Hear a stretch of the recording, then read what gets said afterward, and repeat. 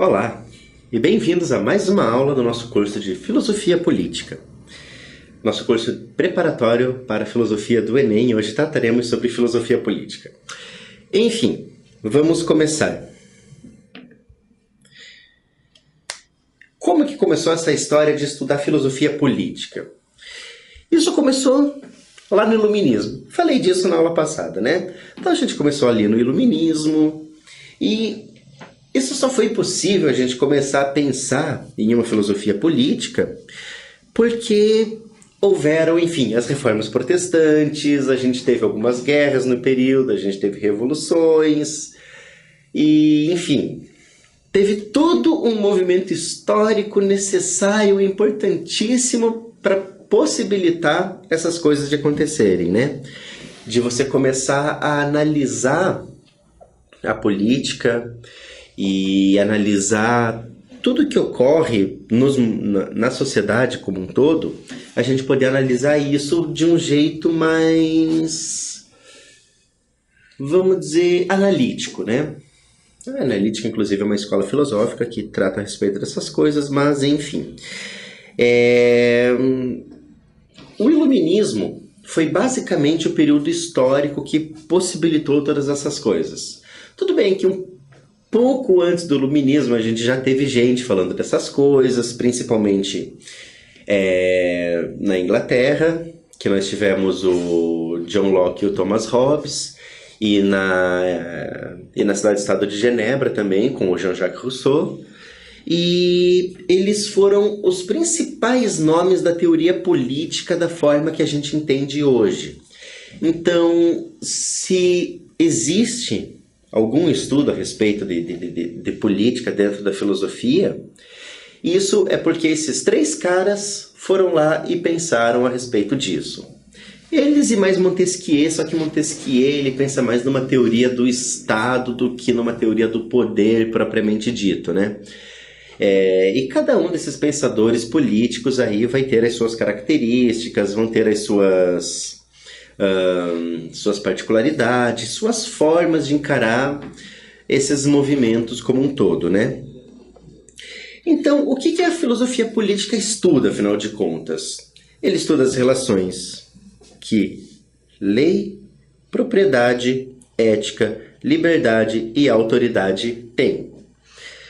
Ou seja, tudo isso é parte do estudo da política.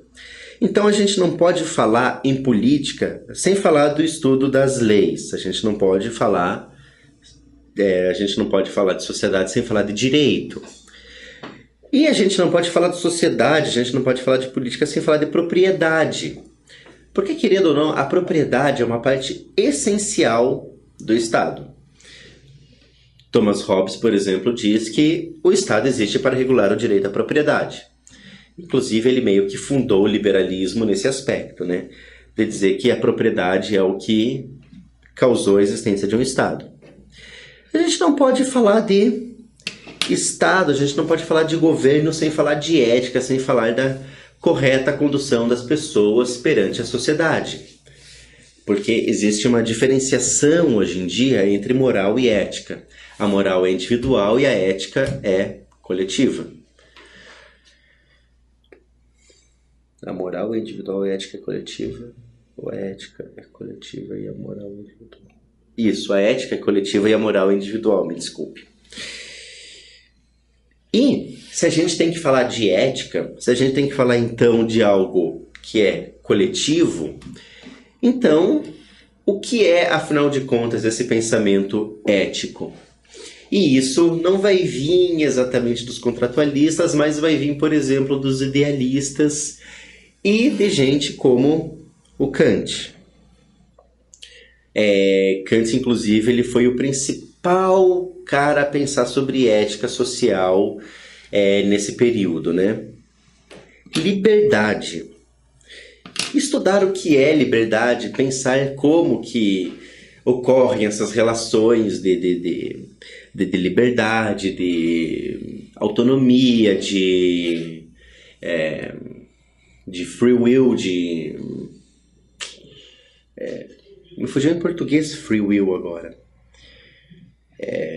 Livre-arbítrio. Enfim, tudo isso faz parte do pensamento da filosofia política, porque é a partir dessa questão do livre-arbítrio, da liberdade dos indivíduos de se manifestar, de se expressar. Se a gente não tem como analisar isso, nós não temos como analisar governos tirânicos, por exemplo, ou déspotas, ou, enfim, monarcas absolutistas, porque a partir do momento que um governo está preocupado com a liberdade das pessoas, ele está se preocupando não apenas com a sua própria manutenção, mas também com a manutenção da felicidade do seu povo, inclusive. E, claro, falar sobre autoridade, ou seja, quanto poder um governo tem. Quando a gente fala dessas coisas, a gente também fala muito de Maquiavel, que é, basicamente, o pai do pensamento político moderno. E eu não falo do pensamento político filosófico, mas do pensamento político puro. Porque Maquiavel, ele não era um filósofo propriamente dito, ele era muito mais um diplomata. Ele inclusive teve missões diplomáticas enquanto ele trabalhava para os Borgias, que comandavam Florença na época, né? E ele pensa justamente sobre essa questão dos governos totalitários. Enfim, a gente tem 3 fases importantes aí do pensamento filosófico político.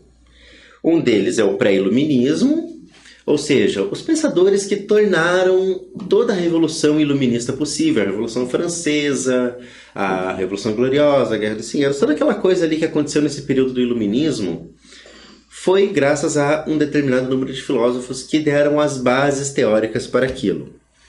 Aí já no Iluminismo mesmo, nós tivemos o pessoal pensando, ok, tem uma revolução acontecendo, tem todas essas mudanças políticas e sociais ocorrendo, temos uma monarquia antiquíssima sendo derrubada na França, nós temos reis fazendo acordos com a igreja, enfim.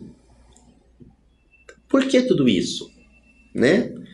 E como que isso vai impactar na sociedade? Então era isso que eles se preocupavam no período iluminista. Aí nós temos o pensamento filosófico-político da era industrial. O pós-iluminismo, então, ele possibilitou pensadores como Marx, que analisou a Revolução Industrial, viu o sofrimento das pessoas com aquilo e começou a estudar uma outra forma de ver aquilo. E daí, talvez tenha uma outra solução. E assim nasceu o socialismo. E aí você tem pensadores na Inglaterra, como o Hilaire Belloc, que olhava aquilo e olhava os próprios escritos de Marx e falava, pera, isso daqui não vai dar certo. Veja qual que é o nosso histórico de povo e isso daqui não vai dar certo. Você tinha pensadores como Chesterton, basicamente se aliando a Belloc.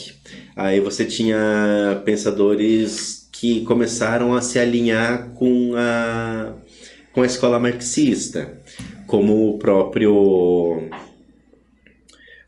Engels, que escreveu junto com Marx.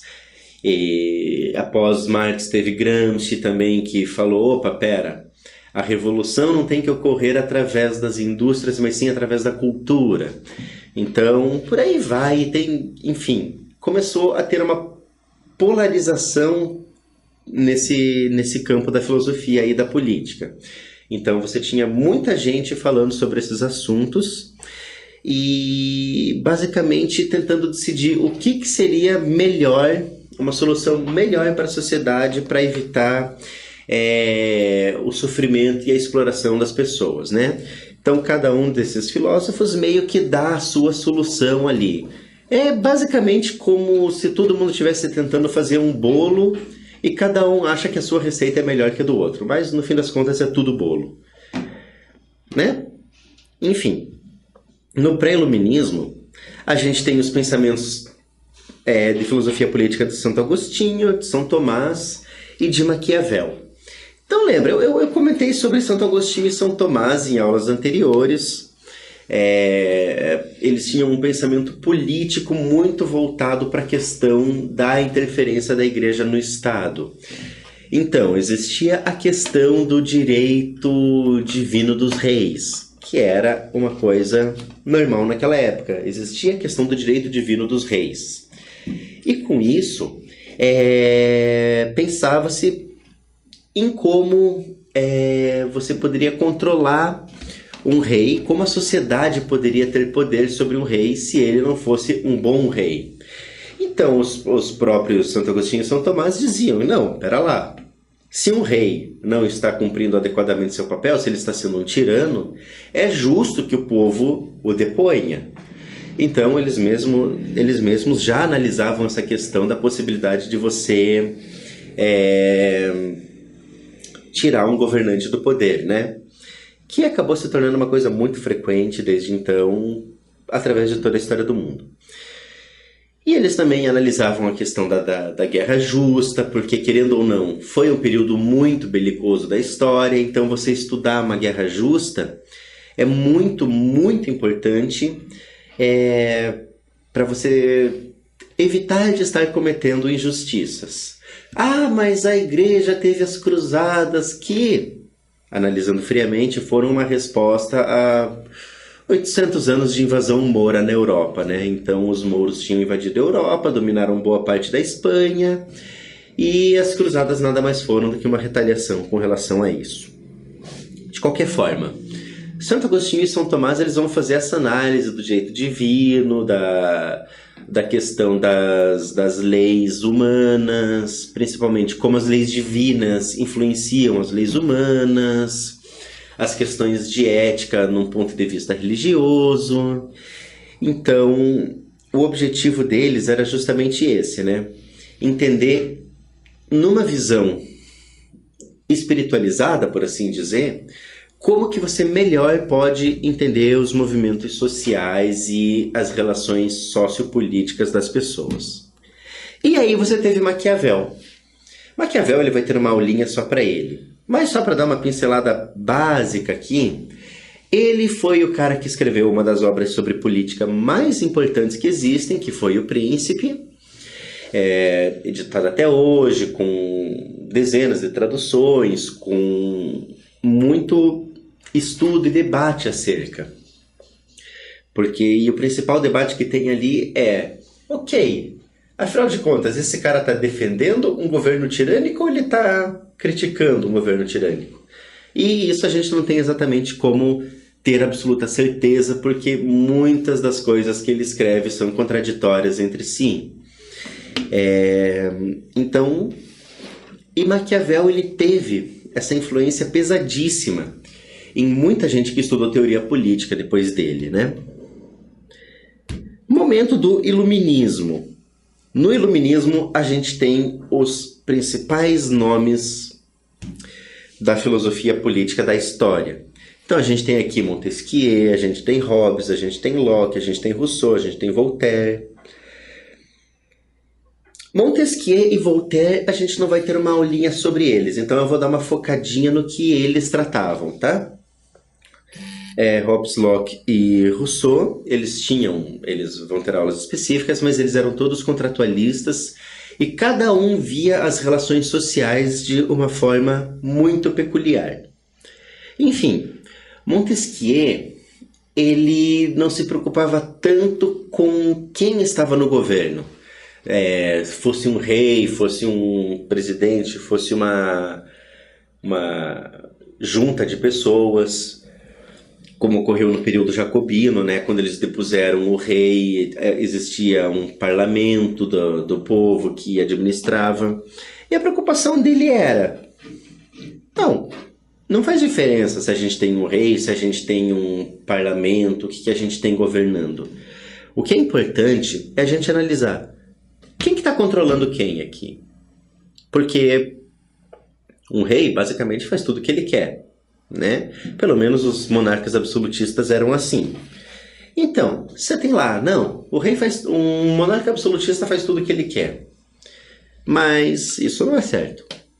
Então, por que a gente não garante que ninguém possa extrapolar as suas obrigações e seus deveres sociais? E Montesquieu basicamente criou a teoria dos pesos e contrapesos, né? Ele estudou como que um governo deveria ser estruturado para que não ocorressem abusos ou que esses fossem os menores possíveis, né? Então, ele criou uma teoria de um Estado com 3 poderes. Então, se hoje a gente tem poder executivo, poder legislativo e poder judiciário, é justamente para garantir toda essa questão de pesos e contrapesos no governo. Ele dizia que se o legislativo cria as leis, o judiciário analisa se aquelas leis são boas e o executivo garante que aquelas leis boas sejam cumpridas pela sociedade. E, ao mesmo tempo, o poder legislativo garante que o poder executivo não exceda a sua atuação. E o poder judiciário também. E assim, cada um deles fica de olho um no outro e eles ficam, basicamente, se analisando ali e cuidando para que nenhum faça nenhum abuso.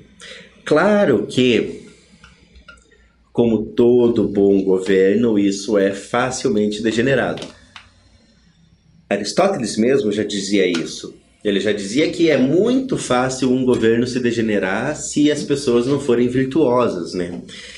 E essa história de virtude acabou ficando meio na obscuridade depois que os gregos não foram mais tão relevantes.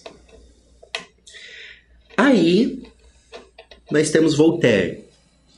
Voltaire, eu acredito que foi o primeiro filósofo, o primeiro pensador a ser declaradamente contra a religião organizada como um todo. Ele foi o primeiro verdadeiro racionalista da história e provavelmente o primeiro filósofo declaradamente ateu da história. Ele teve um papel importantíssimo durante a Revolução Francesa, inclusive. Ele foi um dos mentores intelectuais da Revolução, junto com Robespierre. E o que ele queria era basicamente um apartamento completo, uma separação completa, né? Você apartar é você separar. Então, um apartamento completo entre Estado e religião. Então, ele teorizou pela primeira vez um Estado laico. E claro que ele teve inúmeras críticas. Um dos seus principais opositores foi Bossuet, que era um bispo da Igreja Católica. E embora eles não fossem contemporâneos, eles tiveram apenas ali uns 10 anos que os dois estivessem vivos ao mesmo tempo. Basicamente, o que Voltaire fez foi criticar os pensamentos do Bossuet. E assim por diante, então, vão se criando essas polarizações a partir aí do iluminismo, principalmente com relação a como você enxerga e como a política é administrada. E, enfim, aí temos a filosofia política da era industrial. Então, aqui a gente tem 5 escolinhas muito importantes, 5 escolinhas, né? Você vai com a lancheirinha, aquela coisa toda, dá beijinho na mamãe, vai brincar com os coleguinhas, né? Então, as escolinhas. Então, temos o materialismo histórico, né? Que basicamente é composto pelo marxismo e todas as correntes de esquerda que seguiram, como o gramscismo, a escola de Frankfurt, que basicamente é Althusser, Adorno, Horkheimer e e mais uma galera com um monte de nome difícil. Tem Hegel também, que ele é um pouco anterior ao materialismo histórico, tanto que as obras dele foram as bases do materialismo histórico. Surge também o liberalismo econômico, né? E o que é o liberalismo econômico? O liberalismo econômico, ele foi essencialmente uma resposta ao marxismo. Então a gente tem ali com Adam Smith na Inglaterra, com Ludwig von Mises na Áustria, e eles basicamente analisavam a capacidade ou não do Estado intervir na economia. Então, basicamente, a diferença entre o marxismo e o liberalismo econômico é como eles analisam as relações econômicas da sociedade. Por mais que haja teóricos que digam que o marxismo ele é muito mais do que só um pensamento econômico, ele é um projeto de poder. Tanto que ele se viu consolidado como projeto de poder na Rússia comunista, na Coreia do Norte, no Camboja, no Vietnã, em Cuba e... eu acho que esses são os principais exemplos, sim. Mas enfim, tinha lá, né? E na China maoísta também, né? Então, cada um deles foi meio que dando uma roupagem diferente para a teoria marxista, mas mantendo a revolução proletária ali como o cerne da ideia, né? E o liberalismo econômico já acreditava uma coisa diferente, porque se o materialismo diz que o Estado tem que concentrar os meios de produção para melhor distribuir ao povo, o liberalismo já dizia que não. O liberalismo dizia, não é bem assim. É um pouco diferente as coisas. A gente tem que dar liberdade das pessoas autorregularem o mercado, porque o mercado naturalmente se adapta à sociedade onde ele está e as desigualdades elas vão eventualmente se reduzindo conforme o mercado se ajusta às necessidades sociais. E, enfim, foi aí que começou a surgir também os conceitos de igualdade. Então, cada uma dessas correntes filosóficas, se você pensar aí entre o liberalismo e o marxismo, cada um deles entendia a igualdade de uma forma diferente. Enquanto no marxismo a gente entende que todos têm que ser iguais, ninguém pode ter mais do que ninguém, e é por isso que o Estado tem que concentrar os bens e os meios de produção para distribuir a renda igualmente para todos, para que todos tenham a mesma condição de vida. O liberalismo econômico ele já diz que a igualdade ela nunca vai ser possível porque a desigualdade é uma parte essencial do ser humano. Que o ser humano, pela sua própria condição e natureza, ele vai criar formas de se diferenciar dos outros, independente dos meios, né? E também foi um período de utopistas políticos, né? A própria expressão de utopistas refere-se ao livro Utopia, né? Que é basicamente uma sociedade onde ninguém é melhor do que ninguém, ninguém tem mais status que ninguém. Então, um pouco do marxismo é essa utopia. É essa utopia de que ninguém é superior a ninguém em nenhum cenário social possível, né? E de certa forma, o liberalismo ele também tem uma utopia no sentido de acreditar que o mercado vai sempre se autorregular e não tem necessidade de um Estado para isso. Então, cada um em seu nível, cada um em seu patamar de pensamento filosófico, entende essa questão da desigualdade e de uma sociedade perfeita de uma forma, né?